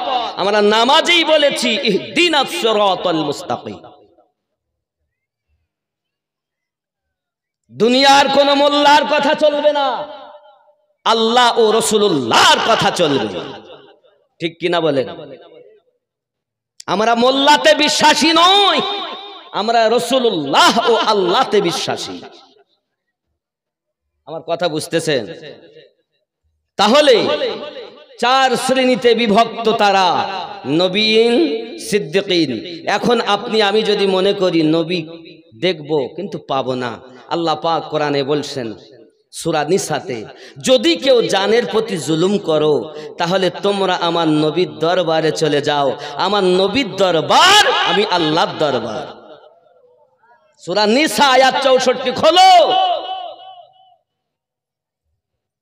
আব্বাজি আমার সোনা মানিকেরা, আয় আল্লাহ পাক নবী পাকের দরবারে গেলে কি হবে? আমার আল্লাহ পাক আল্লাহ তাআলা বলছেন জাউকা ফাস্তাগফিরুল্লাহ, যাওয়ার পরে আমি আল্লাহর কাছে ক্ষমা ভিক্ষা চাইবে। ওয়াস্তাগফারা লাহুমুর রাসূল, আর আমার নবী তোমাদের পক্ষ থেকে আমি আল্লাহ পাকের কাছে সুপারিশ করবে। লাওয়াজাদুল্লাহ তাওয়াবার রহিমা, আমি আল্লাহ পাক তোমার তওবা কবুল করব, রহমত বর্ষণ করতে থাকবো। বোঝা গেল রব্বে করিম মাফ দিবেন, রাসূলে পাকের ওসিলাতে দেবেন। ওয়াস্তাগফারা লাহুমুর রাসূল, তোমাদের পক্ষ থেকে নবী যখন আমার কাছে সুপারিশ করবে আমি আল্লাহ তোমাকে মাফ দিয়ে দেব। আরো জোরে বলো। এখন যদি কেউ বলে মদিনায় যাব না, মক্কা থেকে আমার কাজ শেষ, এই যুবকেরা মক্কাতে 1 লক্ষ রাকাতের সওয়াব হলে কি হবে? 1 রাকাতের পরিবর্তে 1 লক্ষ পাবো। মক্কাতে হলে কি হবে? মক্কা থেকে মদিনার দাম আল্লাহর কাছে বেশি। দুনিয়ার কোন মোল্লার কথা বলিনি, আল্লাহ পাক বলেছেন হাবিবি তুমি আমার, আমি তোমার, তুমি রাজি, আমি আল্লাহ রাজি। এখন আল্লাহ পেতে গেলে রাসূলুল্লাহর প্রয়োজন। সূরা আল ইমরান আয়াত নাম্বার 31 আল্লাহ পাক আল্লাহ তাআলা বলেন হাবিব আপনি বলে দিন, কেউ যদি আমি আল্লাহকে পেতে চায়, প্রেম করতে চায়, কুল বলে দিন ইন কুনতুম তুহিব্বুনাল্লাহ, আমি আল্লাহকে যদি কেউ প্রেম করতে চায়, ভালোবাসতে চায়, ফাত্তাবিউনি, তারা যেন আপনার ইত্তেবা করে। আয় আল্লাহ যদি ইত্তেবা করি নবীর তাহলে কি হবে? আমার আল্লাহ পাক আল্লাহ তাআলা বলেন ফাত্তাবিউনি ইহবিবকুমুল্লাহ, আমার নবীর ইত্তেবা করবে আমি আল্লাহ ভালোবাসবো। শুধু কি ভালোবাসবে বলেন না, তাহলে কি করবে? আমার আল্লাহ পাক বলেন ইহুব্বুকুমুল্লাহ, আর কি করবেন? আমার আল্লাহ পাক বলেন আমি তার জীবনের গুনাহ ওয়া ইয়াগফিরু লাকুম যুনুবাকুম, আমি আল্লাহ পাক তার জীবনের গুনাহ মাফ দেব। আর কি করবেন? আমার আল্লাহ পাক বলেন শুধু মাফ দেব না, আল্লাহু গফুরুর রহিম, আমি আল্লাহ তার উপরে বর্ষণ দয়া করতে থাকব। আমার নবীর ইত্তেবা করলে 3টি প্রাইজ। একটি হলো আল্লাহর প্রেম পাওয়া যাবে, 2 নাম্বার জীবনের গুনাহ মাফ হবে, 3 নাম্বার আমার আল্লাহ পাক রহমত বর্ষণ করতে থাকবে। জোরে বলুন আয় আমার সোনা মানিকেরা, পৃথিবীর সরজমিনে আল্লাহ পাক যখন অর্ডার দিলেন আমার হাবিব আপনি ইসলামকে প্রচার করুন, ইসলামকে প্রচার করুন, 40 বছর বয়সে আমার আপনার নবী সাল্লাল্লাহু আলাইহি ওয়াসাল্লাম আল্লাহ পাকের অর্ডার পাওয়ার পরে প্রথম আপনাকে না বললেন আপনারা পড়ুন, সাক্ষী দেন লা ইলাহা ইল্লাল্লাহ, নেই কোনো রব, নেই কোনো ইবাদতের উপযুক্ত আল্লাহ ছাড়া, মুহাম্মাদুর রাসূলুল্লাহ সাল্লাল্লাহু আলাইহি ওয়াসাল্লাম, আর মুহাম্মদ সাল্লাল্লাহু আলাইহি ওয়াসাল্লাম হলেন তার প্রিয় রাসূল ও বান্দা। জোরে বলুন। যখন তুমি এবার 360টি মূর্তি বার করে দিয়ে আমি নবীর কথা মেনে নিয়ে এক আল্লাহ পেয়েছো, এখন তুমি ইমানদার হয়ে গেছো। এখন তোমার জন্য প্রথম কাজ হলো ওয়া ইকামিস সালাত, নামাজ কায়েম করো, ওয়া ইতাইজ যাকাত, যাকাত প্রদান করো, ওয়াল হজ, এবং হজ করো, ওয়া সাওমি রমাদান, এবং রমজানের রোজা রাখো। জোরে বলো। যুবকরা আমার রাসূল পাক সাল্লাল্লাহু আলাইহি ওয়াসাল্লাম যখন এক আল্লাহ পাকের ওয়াহদানিয়াত প্রচার করতে আরম্ভ করেছেন, মক্কার বড় বড় দুশমনেরা আবু জাহেল, উতবা, সাইবা, উতাইবা, আবু সুফিয়ান আমার নবী পাকের প্রতি অত্যাচার আরম্ভ করে দিয়েছেন। দয়াল নবী মক্কার কাবা ঘরের নিকট আল্লাহ পাকের কোরআন মাজিদ তেলাওয়াত করে করে শোনাচ্ছেন, আর রাসূল পাকের বাণী শুনে, আল্লাহর কালাম শুনে মানুষেরা বেধর্ম থেকে ইসলাম ধর্ম গ্রহণ করে।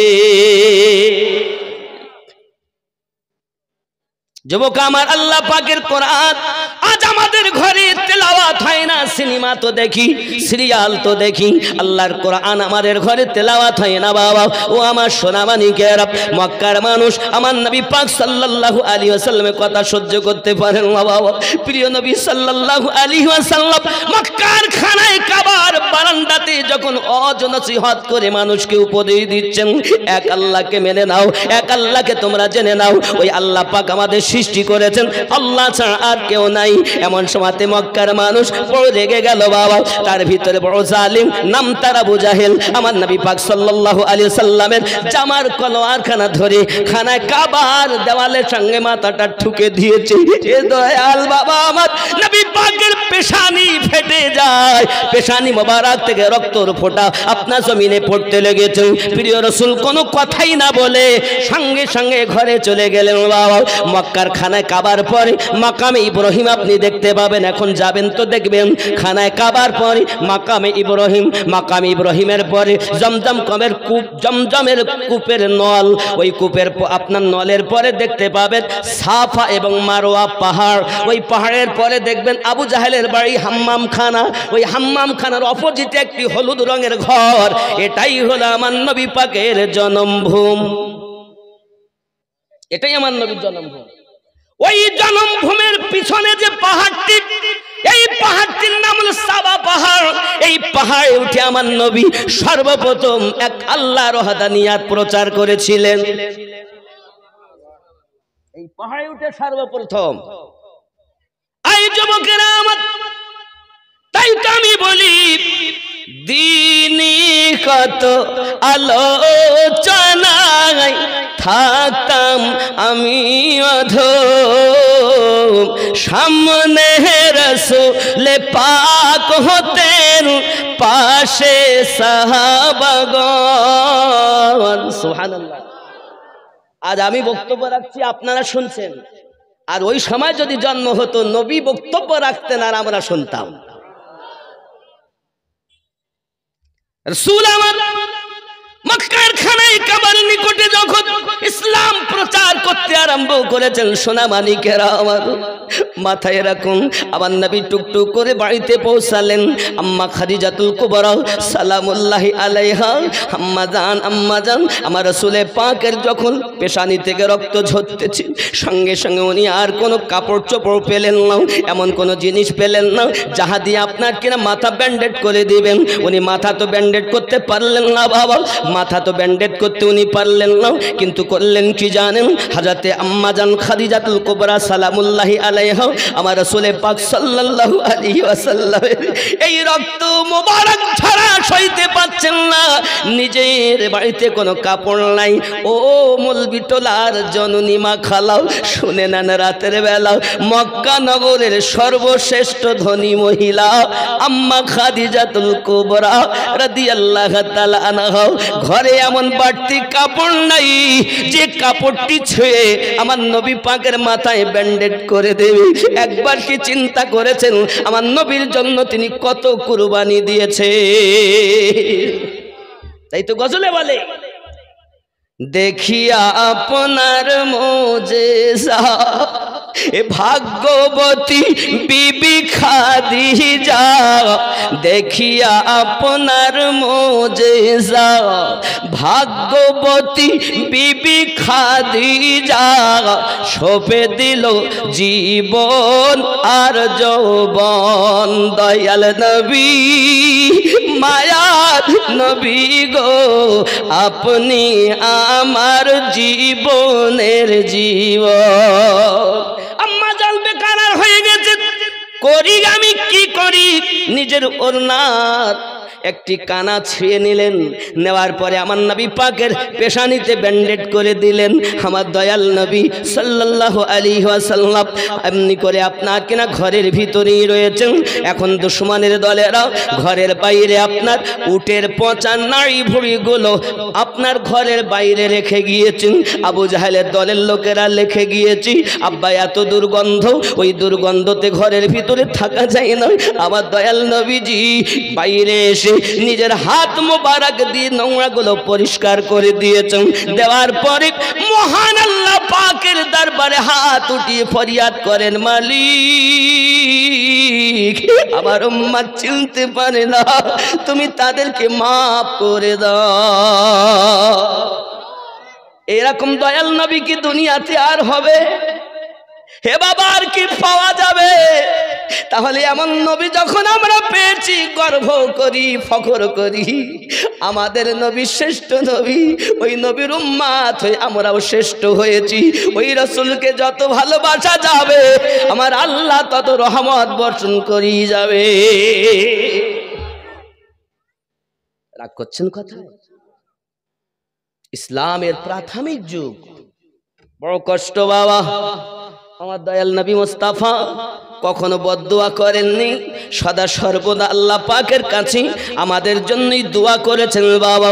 আমার নবী তেলাওয়াত আবার শুরু করেছেন খানায় কাবার কাছে এসে। এমন সময়তে রাসূল পাক সাল্লাল্লাহু আলাইহি ওয়াসাল্লামের বাণী শুনে বাবা এক ইহুদি তার একটি বালক ছেলে 6 থেকে 8 বছর তার বয়স হবে, ওই ছেলেটি আমার নবী পাকের তেলাওয়াতে কোরআন শুনে আর আমার নবী পাকে জিয়ারত করে। এত সুন্দর তেলাওয়াত যত শুনে তত ভালো লাগে, আমার নবীর প্রেমে পড়ে যায়। প্রেম প্রেম প্রেমে যখন পড়ে গেল, বাপ জিজ্ঞাসা করে, খোকা তুই কোথায় যাস? বলে রাসূল তেলাওয়াত করেন, আমার ভালো লাগে। তার কথা দুনিয়ার কোন কবির কাব্য নয়, সাহিত্যিক নয়, এমন বাণী আমার পিতা আপনি যদি শোনেন আপনিও মুগ্ধ হয়ে যাবেন। বুঝতে পেরেছি তোকে মুহাম্মদ সাল্লাল্লাহু আলাইহি ওয়াসাল্লাম জাদু করেছে, তাকে জাদু করে ফেলেছে। জোরে বলুন নাউজুবিল্লাহ। আমাদের নবী কি জাদু কর? হ্যাঁ, কেউ বলে নবী জাদু করেছে, আমি বলি হ্যাঁ, নবী তলোয়ার চালিয়েছে। আমি বলি হ্যাঁ চালিয়েছে। কিসের তলোয়ার? প্রেমের তলোয়ার। কিসের জাদু? প্রেমের জাদু। জোরে বলে কার প্রেম? আল্লাহ ও রাসূলের প্রেম। তুমি দুনিয়ার তলোয়ার ভেবো না, ইশকের তলোয়ার রাসূল চালিয়েছেন। যত ইশকের আব্বাজি আমার সোনা মানিকের পিতা বলে আজ যাওয়া হবে না মক্কার খানায় কাবার নিকটে, এখন তুমি বাড়িতে থাকবে। ছেলে তো বলে পিতা সম্ভব নয়, এখন তার পায়ে শিকল দিয়ে বাড়িতে আপনার কিনা বেঁধে রেখেছি। ছেলেটা আর মক্কায় আমার নবীর কোরআন মাজিদ তেলাওয়াত শুনতে যেতে পারে না। এই আমার জবাব, আমার জওয়ান যুবকেরা, আপনাদের কাছে আমি অনুরোধ করব বাবা, আমার রাসূলে পাকের তেলাওয়াতে কোরআন মাজিদ কত সুন্দর ছিল। আজ আমাদের ঘরে কেন এত আল্লাহ পাকে গজব দান করে? একমাত্র আমরা আল্লাহ পাকের কোরআন মাজিদ ছেড়ে দিয়েছি। বন্ধুরে আমার চলুন না কেন দেখি, এখন ছেলেটি মাকে বলে মা আমাকে একটু ছেড়ে দাও না, আমি রাসূলে পাকের দিদার করব। জোরে বলো কার দিদার? নবীর। আব্বাজি আমার এই কথা যখন বলতেছেন, এমন সব মা বলে যাওয়া সম্ভবপর হবে না, বেঁধে রেখেছি, তুমি মুস্তাফা ছেড়ে দাও। কারণ আমরা হলাম এই মক্কা নগরীর ধনী, আমাদের তেলাওয়াত, আমাদের ধর্ম আলাদা, তাদের ধর্ম আলাদাও। এখন যাওয়া যাবে না বাবাজি। এমনি করে আপনার কিনা দেখা গেল এই আপনার ঘটনাটা ঘটতেছে আস্তে আস্তে করে। আমার নবী পাক সাল্লাল্লাহু আলাইহি ওয়াসাল্লাম যখন মক্কা থেকে মদিনায় আপনার রওনা দিয়েছেন বাবা, মদিনাতুল মুনাওয়ারায় যখন নবী গেছেন, নবী পাকের বাণী শুনে ওই 6 থেকে 8 বছরের বালক প্রেমে পড়ে পাগলের মতো হয়ে আছে বাবা। এমনি করে খাওয়া দাওয়া বন্ধ করে দিয়েছে। মা যদি খেতে দেন খায় না, মা যদি আপনার কিনা পানি দেয় পান করে নাও, খাবার দেয় খাওয়া দাওয়া বন্ধ করে দিয়েছে। আব্বা আমার খাওয়া ভালো লাগে না, নবী ভালো লাগে। ছোট্ট বালকের প্রেম কেমন! আমরা সুন্নিরা এজন্য তো দরুদ পড়ি, সালাম পড়ি, কারণ আমাদের দরুদ ও সালামে বড় মজা লাগে। যুবকরে আমার ইহুদির ছেলে খাওয়া ছেড়ে দিল যখন, মা বলে বাবা তুই খাস না কেন? ভালো লাগে না। বাপ বলে খাস না কেন? ভালো লাগে না।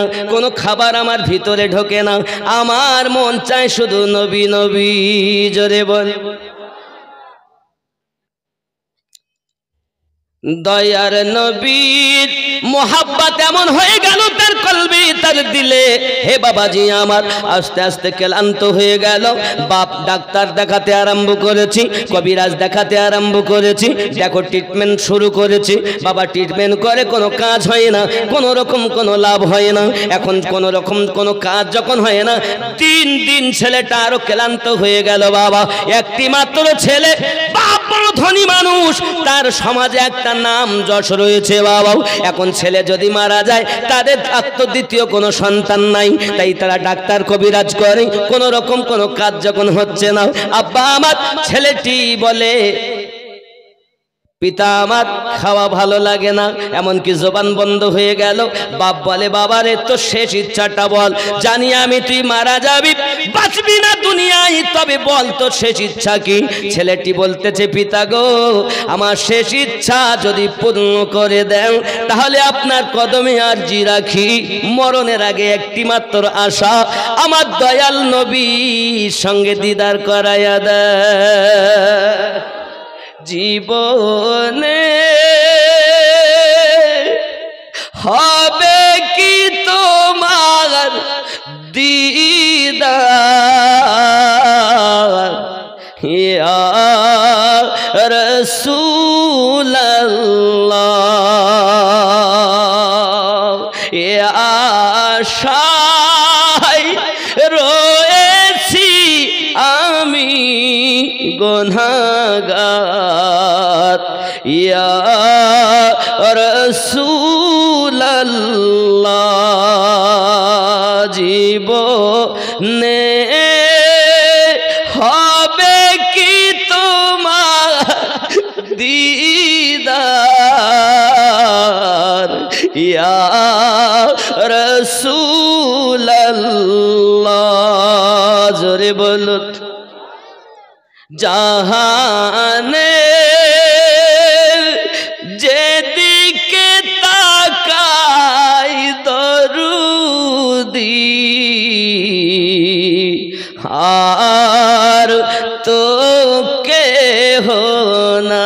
চাই জানি যে তুমি রহমতের ভান্ডার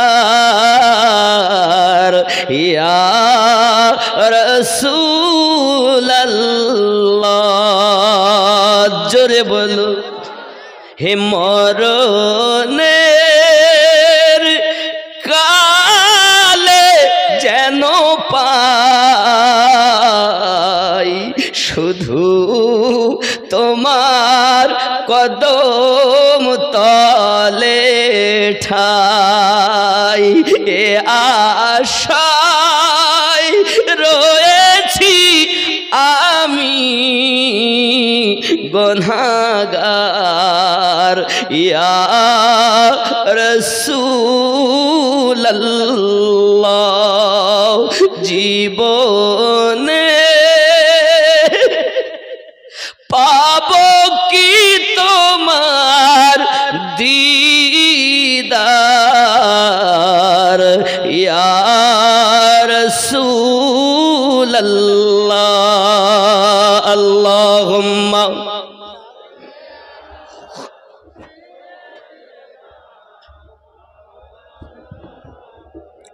ওয়া আলা আলি মাশাআল্লাহ আর জোরে বলুন না ইয়া রাসূলুল্লাহ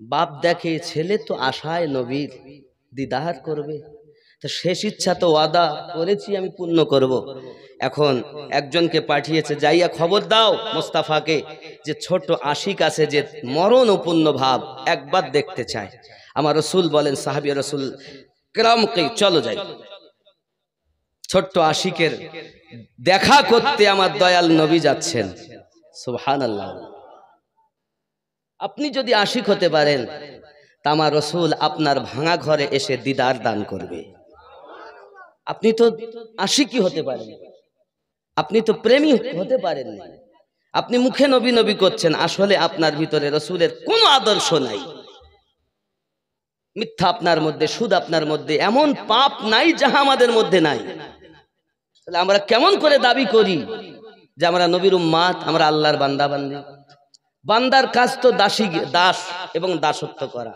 নাকি বান্দা অর্থ দাস সে করবে দাসত্ব আমরা কি দাসত্ব করি করি লোক দেখাই হ্যাঁ বিশাল করি আব্বাজি আমার দয়ার রাসূল টুক টুক টুক টুক করে সাহাবায়ে রাসূলদেরকে নিয়ে রওনা দিয়েছেন যেই না রওনা দিয়ে গেছেন এমনি সমাতে আপনার ইহুদি হলো আমার নবীজিকে আপনার সম্মান করে বাড়িতে নিয়েছেন জোরে বলো নবী আমার যেই না ইহুদির ঘরে প্রবেশ করেছেন এই যুবকেরা প্রবেশ করার পরই দেখা গেল ওই ছোট্ট আশিক উঠে আপনাকে না বসতে পারে না চোখ মেলতে পারে না পিতা তার কানের কাছে যাইয়া বলছে বেটা রে দেখো যার আশিক তুমি তোমার মাসুক এসে গেছে যেই কথাটুকু পিতা বলেছেন সঙ্গে সঙ্গে বেটা চোখ দুটি খুলে যেন মরা দেখে জীবন পেয়ে গেল আমার নবীজিকে যেই না দেখেছেন উঠে দাঁড়িয়ে গেছেন ইয়া রাসূলুল্লাহ সাল্লাল্লাহু আলাইহি ওয়াসাল্লাম হুজুর আমাকে maaf করবেন হুজুর আমাকে ক্ষমা করবেন হুজুর আমি হয়তো আর বাঁচব না আমি আপনার ছাড়া আমাকে কিছু ভালো লাগে না আমি আপনার প্রেমিক আমি আপনার পাগল হুজুর আপনার ছাড়া আমার ভালো লাগে না আমি বাঁচব না আমার উপায় কি হবে আমার দয়াল নবী বলেন জলদি করে পড়ে নাও লা ইলাহা ইল্লাল্লাহু মুহাম্মাদুর রাসূলুল্লাহ সাবিরে আর কাঁদতে হবে না আমি নবী এই দুনিয়া থেকে আখিরাত পর্যন্ত তোমার জামিন হয়ে গেলাম এ যুবকের আমার দয়াল নবী যদি জামিন হয়ে যান তাহলে তার হালাত কি হবে, তার অবস্থা কি হবে? আব্বাজি আমার, প্রিয় রাসূল সাল্লাল্লাহু আলাইহি ওয়াসাল্লাম এই কথাটি বলেছেন।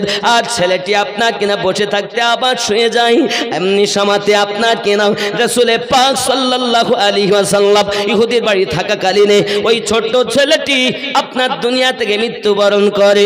ইন্না লিল্লাহি ওয়া ইন্না ইলাইহি রাজিউন। ছোট্ট সাহাবী দুনিয়া থেকে যখন ইন্তেকাল করে গেছেন, বাপ দেখতেছে আমার রাসূলের পাককে ডেকে, একে আর আমরা কি করব?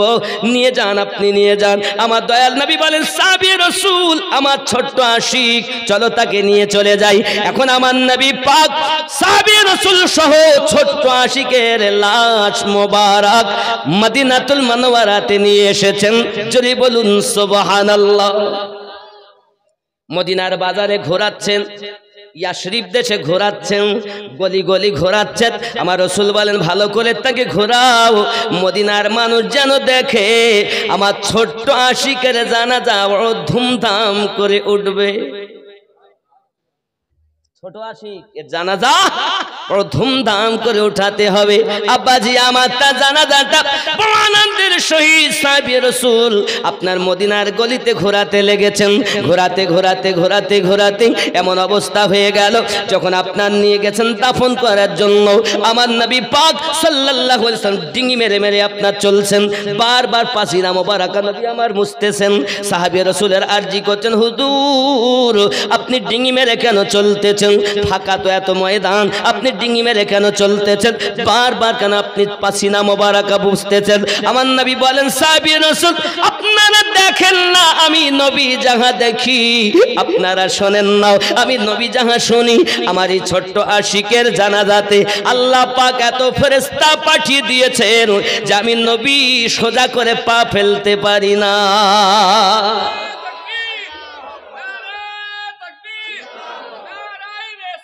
ইয়া রাসূলুল্লাহ, যদি বলুন না ইয়া রাসূলুল্লাহ। অসুবিধা হচ্ছে বাবা? প্রাইজ কাদের উপরে? এক নম্বরে নবীন। আর যত নবী আল্লাহ বানিয়েছেন তাদের মতো শ্রেষ্ঠ নবী আমাদের কাদের নবী? আব্বাজি আমার, এই নবীর মোহাব্বত, ইশক, ভালোবাসা যার মধ্যে আছে ইহ জগতে লাভ, পর জগতেও লাভ। জোরে বলুন। এখন ওই নবীর কথা শুনতে গেলে আল্লাহর ঘর মসজিদে যাবেন ইবাদত বান্দেগি করার জন্য। ওই মসজিদে যদি আপনি সুন্দর করে ইবাদত বান্দেগি করেন লাভ আছে। বাবাজি, পৃথিবীর সব থেকে খারাপ জায়গাটার নাম হলো বাজার, আর পৃথিবীর সব থেকে ভালো জায়গাটার নাম হলো মসজিদের ঘর, মসজিদ ঘর। এই মসজিদের ভিতরে যদি আপনি নফল ইবাদত করেন আলাদা সওয়াব, তেলাওয়াত করেন আলাদা সওয়াব, জিকির আজকার করেন আলাদা সওয়াব, হে বাবা ফরজ ওয়াজিব সুন্নাত পড়েন আলাদা সওয়াব। যদি কিছুই না বলে উযু হালাতে যদি মসজিদে বসে থাকেন, প্রত্যেক নিঃশ্বাস প্রশ্বাসে 10-10টি করে নেকি। কিন্তু আল্লাহর ঘর মসজিদে জুমার ফরজে সালাম ফিরিয়েছে তো আর নাই, ফাঁকা। এখানে মনে এরকম হয় না? কি গো, হয় নাই? জুমার নামাজে সালাম ফিরানো হয়ে গেল আর মসজিদে ফাঁকা হয়ে গেল। অন্য জায়গায় অনেককে দেখা যায় দুয়া একটু করে নিয়েছে, নেওয়ার পর আর নাই, মসজিদের হাফ। আব্বাজি আমার, পৃথিবীর সরজমিনে এখানে হয় না, হয় না? ওই নফল ইবাদত করতে হবে, নওয়াফিল ইবাদত আপনি তখন পাচ্ছেন না, ব্যস্ততা আছেন। আমার মনে হয় না যে এরা আর পড়ে ওই ফরজটুকু, মানে সেই মক্কাতে আর মদিনায় আমরা গেছি তো এরা কাবাকেও সম্মান করে না, কাবার দিকে পর্যন্ত পা মেলিয়ে সব বসে থাকে। আমি নিজের চোখে দেখছি, আর মোবাইলে ফটো আছে, এই মোবাইলে দালালি কথা বলছি। যে কাবার দিকে ফিরে আমরা নামাজ আদায় করি, তারা নামাজ তারাও আদায় করে, আদায় করার পর তারা খানায় কাবার দিকে ফিরে পা লম্বা করে কোরআন শরীফ পড়তে। আর কাবাকে আমরা ভারতবাসী, বাংলা ও পাকিস্তান, আমি দেখি এরা যা কাবাকে সম্মান করে, নবীকে সম্মান করে, অন্য কোন দেশের মানুষ তাহা করে না। জান্নাতে যদি যায় তো এরাই আগে যায়। আপনি মক্কার মানুষ মনে করছেন, তাদের মতো বিয়াদব নাই। চোখে দেখা কথা বলে। যুবক আমার, খানায় কাবার দিকে আমরা থুতু ফেলাকেও বিয়াদবি মনে করি নাকি? তাহলে থুতু ফেলা যদি বিয়াদবি হয়, তার পা যদি দেয় শার্ট করে, হ্যাঁ মশলা আছে। যদি বেটা অসুস্থ হয়, তার বসার মতো ক্ষমতা নাই, তাহলে পা বেঁকানোর মতো ক্ষমতা নাই, তাহলে কেবলার দিকে পা করে নামাজ আদায় করার হুকুম দেওয়া হয়েছে। কিন্তু সুস্থ হালাতে কোন ব্যক্তি কাবার দিকে পা করে নামাজ দৌড় মারছে, লোকটা আমি দেখছি, কিন্তু এসে বসে আছে কাবার দিকে পা দিয়ে তেলাওয়াত। এই বড় লম্বা দাড়ি, দাড়ি হলে কি হবে? মাথায় পাগড়ি থাকলে কি হবে? ইশক নাই, মোহাব্বত নাই, আদব নাই। মসজিদ নববী মদিনাতুল মুনাওয়ারাতে, সেখানেও গিয়ে দেখি লোক নামাজ পড়ার পর, আমরা তো আসরে যেতাম আর এশা পড়ে আসতাম, তো এর মধ্যে দেখি কত রকমের মানুষ। হে বাবাজি আমার, মদিনা তো মসজিদ নববীর ভিতরে রসুলে পাকের রওজার দিকে পা, একদম সোজা কাবার দিকে পা, তার মানে আমার নবীর রওজাও সামনে, কাবাও সামনে। এত বড় বিয়াদব যুবক আমার। এর জন্য অনুরোধ করব, আপনারা আমরা আশিক হব, দুশ্মন হব, কি হব? পাগলা কাদিস না রে গাছতলায়, বড় পীরের নাম নিলে আল্লাহ পাওয়া যায়। জোরে বলুন। আপনারা হয়তো বলেন, হুজুর কোরআন শরীফের দলিল আছে? আরে গৌসে পাকের শানে আল্লাহ আয়াত নাজিল করেছেন। কোরআন মাজিদের 42 নাম্বার সূরা, সূরাটির নাম সূরা আশ-শুরা, আয়াত নাম্বার 23। জোরে বলে কি আছে আয়াতে? এই আয়াতটি শুধু গৌসে পাক নয়, খাজা গরিব নওয়াজ, এক কথায় আল্লাহ পাক যে বলেছেন, আমরা নামাজে বলেছি সিরাতাল লাযিনা আনআমতা আলাইহিম, এই 4 নাম্বার যে নবীন, সিদ্দিকিন, শুহাদাইন, সালেহিন, এই সালেহিনের বাংলা অর্থ নেককার ব্যক্তি। আমার গৌসে আজম ছিলেন নেককার ব্যক্তি। এই আয়াত সূরা শুরা আয়াত 23 গৌসে আজমের শানে, খাজা গরিব নওয়াজ শানে, তরিকতের সমস্ত আউলিয়াদের শানে আল্লাহ পাক আয়াত নাজিল করে বললেন, কুল্লা আসআলুকুম আলাইহি আজরান ইল্লাল মাওয়াদ্দাতা ফিল কুরবা। এই আয়াতে কারিমার তাফসীর পড়ো, বড় বড় তাফসীর কারকগণ লিখেছেন, এই আয়াতটি আল্লাহর সলিহিন বান্দাদের শানে অবতীর্ণ হয়েছে, আবার আহলে বায়াতের শানে অবতীর্ণ হয়েছে। আরো জোরে বলুন। আমরা যখন নামাজ পড়ি, তখন নামাজে গিয়ে আহলে পাককে সালাম দেই, দেই না? কি বলি? আসসালামু, না না, আল্লাহুম্মা সাল্লি আলা মুহাম্মদ ওয়া আলা আলে মুহাম্মদ সাল্লাল্লাহু আলাইহি ওয়াসাল্লাম। আয় আল্লাহ দরুদ সালাম অর্পিত বর্ষিত নাজিল হোক মুহাম্মদ সাল্লাল্লাহু আলাইহি ওয়াসাল্লামের উপরে, তার আলে পাকের উপরে। আল অর্থ আলী, ফাতেমা, হাসান, হোসাইন। জোরে বলুন। যত সময় আহলে বায়াতের উপরে আপনি ওয়া আলা আলে মুহাম্মদ আপনি না পড়বেন, আপনার নামাজ সঠিক হবে না।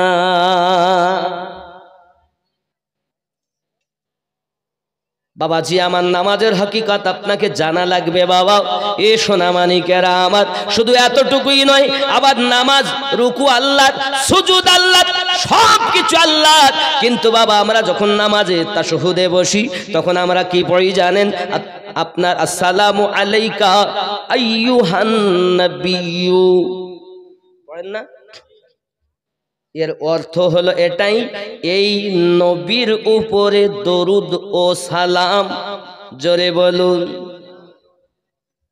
এখন আপনারা মৌলবি টলার মানুষ বলুন, নামাজে বলছি এই নবীর উপরে দরুদ ও সালাম, আর নামাজ থেকে বাইরে এসে বলছি আমি নবী মদিনায়, আমি মৌলবি টলায়।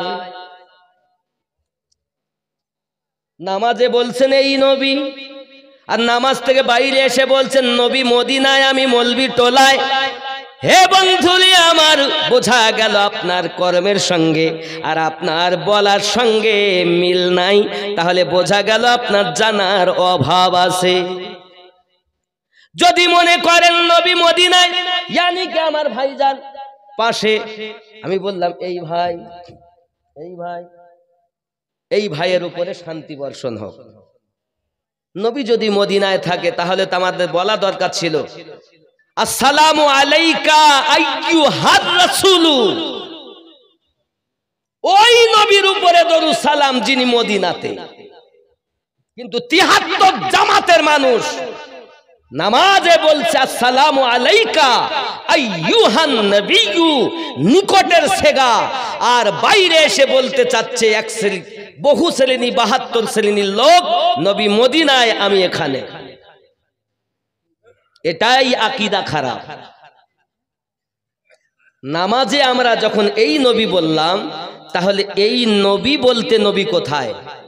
সামনে, পিছনে, ডাইনে, বামে, উপরে, নিচে? আল্লাহ পাক বলছেন বান্দা বান্দি তোমরা বুঝতে পারছো না নবী কোথায় আছে? আমি আল্লাহ জানিয়ে দিলাম, আন-নাবিয়্যু আওলা বিল মুমিনিনা মিন আনফুসিহিম, প্রত্যেক মুমিনের জানের থেকে আরো নিকটে নবী। তাহলে নামাজ মুমিন না হলেও পড়ে, আর মুমিন যারা হয়নি এরা নামাজ পড়তেছে, তাহলে ওদের কাছে নবী নাই, তাই তারা বলতেছে নবী মদিনায়, আমি মলবি টোলায়। যারা মুমিন, আল্লাহ পাক তাদের জানের থেকে আরো নিকটে আমার দয়াল নবীকে রেখে দিয়েছেন। তাহলে আমরা যদি মুমিন হই তাহলে নবীকে নিকটে মানবো, জোরে বলো। কারণ আমরা নিকটের সেগা নামাজেই ব্যবহার করেছি। আরো জোরে বলুন। আমার কথা কি বুঝতে পারছেন নাকি? নামাজের ভেদ আপনি জানলেন না। আপনি কি মনে করেছেন নামাজ আপনার বাপের দেওয়া, রব্বে কারিমের দেওয়া, রসুলে পাকের নিয়ে আসা, আমাদের মুমিনের জন্য তোফা? জোরে বলুন। এ নামাজ পড়বে তারা, ইমানদার হবে যারা। আল্লাহ কিন্তু মানুষকে নামাজ পড়তে বলেননি। আল্লাহ এ বলেননি ইয়া আইয়ুহান নাস ওয়া আকিমুস সালাহ, আয় মানব সম্প্রদায় তোমরা নামাজ কায়েম করো। আল্লাহ এও বলেননি ইয়া আইয়ুহাল মুসলিমুন ওয়া আকিমুস সালাহ, আয় মুসলিম সম্প্রদায় তোমরা নামাজ কায়েম করো। আল্লাহ বলেছেন ইয়া আইয়ুহাল্লাযীনা আমানু ওয়া আকিমুস সালাহ, আয় ঈমানদার সম্প্রদায় তোমরা নামাজ কায়েম করো। নামাজ পড়বে তারা, ঈমানদার হবে। বলুন। তাহলে ঈমানদার আমরা, নামাজ ছাড়বো? আমরা নামাজ ছাড়বো না। আপনি মনে করছেন নামাজ সবাই পড়ে, কিন্তু সবাই ঈমানদার না। যদি বলেন হুজুর এই কথা আপনি বলছেন কোরআন থেকে দলিল, হ্যাঁ, আমি বানানো কথা বলি না তো। শুনে রাখেন, কোরআন শরীফের 49 নম্বর সূরা, সূরাটির নাম সূরা হুজুরাত, আয়াত নাম্বার 14, আল্লাহ পাক বলছেন, কি বললেন? বিসমিল্লাহির রহমানির রহিম, কুল ক্বালাতিল আ'রাবু আমান্না, আরবের কিছু মানুষ এসে বলল আমরা ঈমান নিয়ে এসেছি।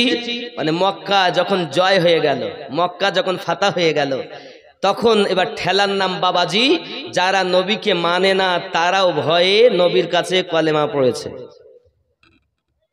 খুব ভালো করে বুঝে নেন কোরআন শরীফ। ও বাবা, আমার রসুল আল্লাহ পাক যে কত পাওয়ার দিয়েছেন নবীকে, কোরআন থেকে আপনাদের শোনাচ্ছি। একজন ব্যক্তি রসুলের মোহাব্বতে, আল্লাহ পাকের ইবাদতের আশাতে আল্লাহর ঘর মসজিদের জন্য 20,000 টাকা দিতে পারে একজন আছে এই মেহফিলে? মায়ের জন্য, বাপের জন্য, দাদার জন্য, দাদির জন্য দিবে একটি ছেলে? এই আয়াতটার আমি পুরো এ করবো, আপনাদের সম্মুখে তুলে ধরবো। আরবের কিছু মানুষ এসে বলল আমরা ঈমান নিয়ে এসেছি। আমার আল্লাহ পাকের অর্ডার হলো, আয়ে নবী আপনি বলুন কুল্লাম তুমিনু ওয়ালাকিন। একজন ভাই, কই নাম ভাইজান? মোশাররফ হোসেন, মসজিদের জন্য 500 টাকাও আল্লাহ পকেট যেন না হয় ফাঁকাও, স্বপ্নের মাঝে আমার নবী পাকের সঙ্গে যেন হয়ে যায় দেখা। লা ইলাহা লা ইলাহা লা ইলাহা ইল্লাল্লাহু মুহাম্মাদুর সাল্লাল্লাহু আলাইহি ওয়াসাল্লাম। জোরে বলুন সুবহানাল্লাহ। এ বাবাজি আমার সোনা মানিকেরা, পৃথিবী সারা জমিনে এজন্য বলা হয়েছে গাউসে পাক ছিলেন হাসান হোসাইনি আওলাদ। উনি আপনার কিনা দরবারে আপনার কিনা 30 বছর ধরে একজন বাবরচি আপনার রান্না করে কিনা। মিরাজুল ইসলাম 500, কাবিল শেখ 200 টাকা আল্লাহ কবুল করেন। জোরে বলেন আমিন। আরো জোরে বলেন আল্লাহুম্মা আমিন। হয় না বাবা একটা 20,000 টাকা দেনেওয়ালা, টাকা পয়সা কবরে যাবে না, যাবে? আচ্ছা 20,000 যদি না হয় তো অন্তত গৌস পাকের নামে 11,000। গৌস পাকের 11, 30 বছর গোলামি করে কিছুই নাই। সকাল বেলা হে বাবা রাতের বেলাতে এসেছে চোর চুরি করতে। সকালবেলা আল্লাহর ওলি মনের রাগে চলে গেল গাছতলাতে। গাছতলায় গিয়ে আপনার তন্দ্রা চলে এসেছে। হঠাৎ করে উনি আপনার কিনা ঘুমের মাধ্যমে স্বপ্ন দেখতেছেন। আর 70 জন আল্লাহর ওলি বান্দারা তারা ওনাকে ঘেরোয়া করে বসে গেছে। জোরে বলুন। এমন সমাতে বন্ধু আমার ওই খাবার জান্নাত থেকে আল্লাহ পাক পাঠালেন। এখন 70 জোটা নয় 71টা খানজাত থালায় খাবার এসেছে। তারা বলে 71টা কেন? তাদের মধ্য থেকে একজন বলছে জানো না আমি হলাম তোমাদের মধ্য থেকে আমি সরদার, আর আমাদের সকলের সরদার হলো এই গাছ হেলান দিয়ে যিনি ঘুমায় আল্লাহর ওলি গৌসে পাক 30 বছর আগে থেকে আমাদের 70 জনের কুতুব বানিয়ে রেখেছে। উনি গাছতলায় কাঁদতেছেন, তাই বলছে পাগলা কাঁদিস না রে গাছতলায়, বড় পীরের নাম নিলে আল্লাহ পাওয়া যায়। ওই পাগলা গাছতলায় বসে কাঁদতেছেন। সেই পাগলা সম্পর্কে এই গজল। পাগলা কাঁদিস না রে গাছতলায়, আল্লাহর ওলির নাম নিলে আল্লাহ পাওয়া যায়। খেপা কাঁদিস না রে গাছতলায়, আল্লাহ পাক গৌস পাকের নাম নিলে আল্লাহ পাওয়া যায়। বড় পীরের এমনি শান চোরকে কুতুব বানান।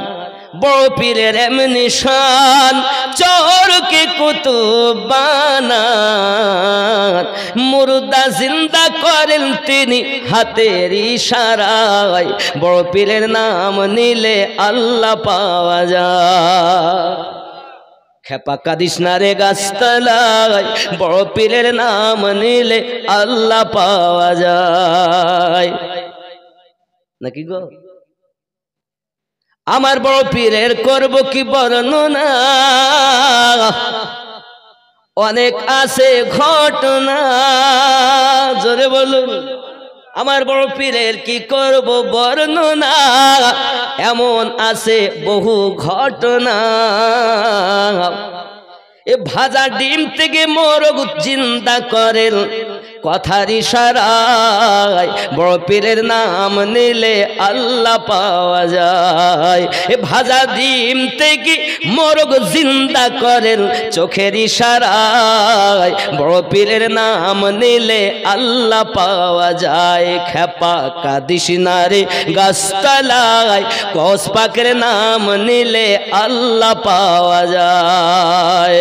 আল্লাহুম্মা সাল্লি আলা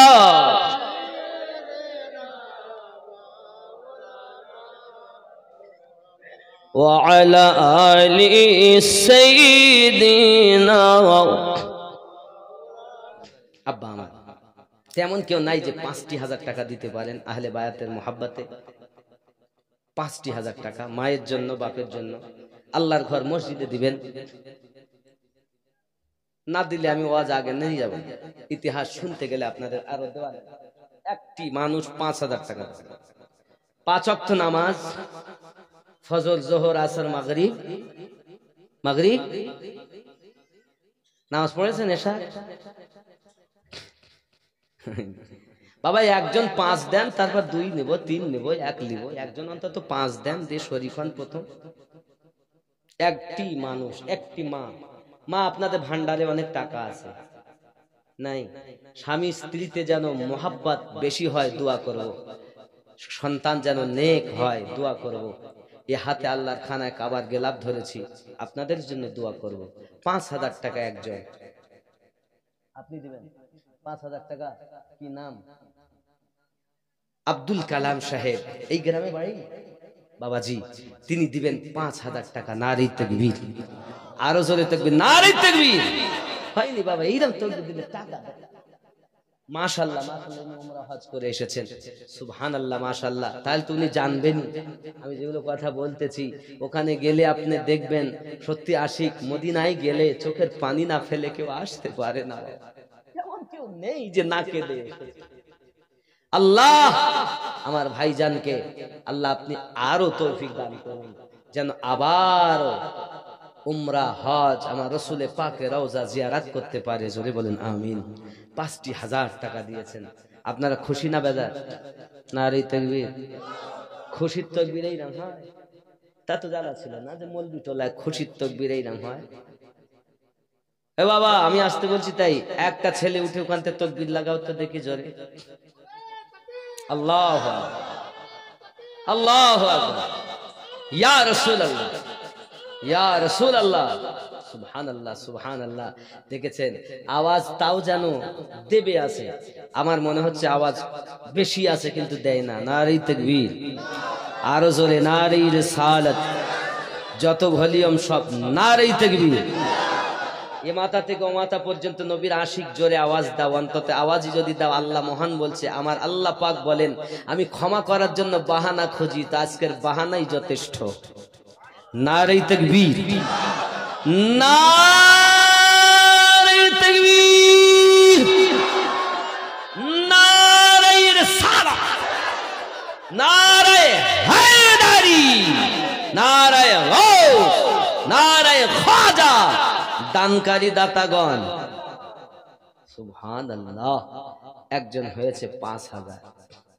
আল্লাহ, আল্লাহ পাক দানকে কবুল করো, আল্লাহুম্মা আমিন। আয় আল্লাহ পাক আমার ভাইয়ের আশা পূর্ণ করো, আল্লাহ নেক জায়েজ নিয়তকে আল্লাহ পূর্ণ করে দাও, আল্লাহ রুজিতে বরকত দিয়ে দাও, আল্লাহ দুনিয়ায় যারা দুনিয়া থেকে বিদায় নিয়েছে তাদের কবরে আযাবকে maaf করে দাও, আমিন সুম্মা আমিন। লা ইলাহা ইল্লাল্লাহ। কে আছেন বাবা শরীক হবেন? আমার সেলিম ভাই, সুবহানাল্লাহ। 2,000 টাকা আব্বার জন্য। আল্লাহ আপনি একটু গস পাকের 11টি পুরো করলে আমি একটু খুশি হতাম। আল্লাহ আপনি 11টা দিলে আমি দোয়া করবো যেন আল্লাহ আপনার নসিবে এই 3 বছরের মধ্যে যেন হজ ফরজের আল্লাহ তৌফিক দেয়। তা হোক, আমি 11,000 টাকা চেয়েছি, আমি বেশি চাই, হবে না? এই 2 আর 9 বাবা দেখেন, দেখেন আল্লাহ বরকত দিবে। মসজিদে দিচ্ছেন, ঘর তৈরি হবে জান্নাতে, এই টাকা চাইতে লাগলে দোষ। একটু দেখেন ভাই আমার, ওরম করবেন না। বলে 5,000 টাকা, সুবহানাল্লাহ। আমি চাই 11, সে বলে 5, মানে 3 ব্যবসায় লস, কিচ্ছু করার নেই বাবা, আজ ব্যবসায় লস। এটাই হবে না। আপনি 7,786 টাকা করেন, 7,786 টাকা, তাই হবে মাশাআল্লাহ। নারী তাকবীর, নারী তাকবীর, নারী রিসালাত। আল্লাহ কবুল করেন, জোরে বলি আল্লাহুম্মা আমিন। আল্লাহ আমার ভাইজানের আশা পূর্ণ করে দিন। আয় আল্লাহ বরকত দিন রুজিতে, মেহমান বানিয়ে নিন খানায় কাবা পাকের। জোরে বলি আমিন। সুবহানাল্লাহ, সুবহানাল্লাহ। নেন আব্বা আমার, দেখেন আমি জানি আপনারা দিবেন। এই দুনিয়ায় কেউ থাকতে আসেনি। আল্লাহর নবী সাল্লাল্লাহু আলাইহি সাল্লাম মিরাজের রাত, মিরাজে যাচ্ছেন, এ প্রেমের আলাপ করেন নবী মিরাজে যায়া।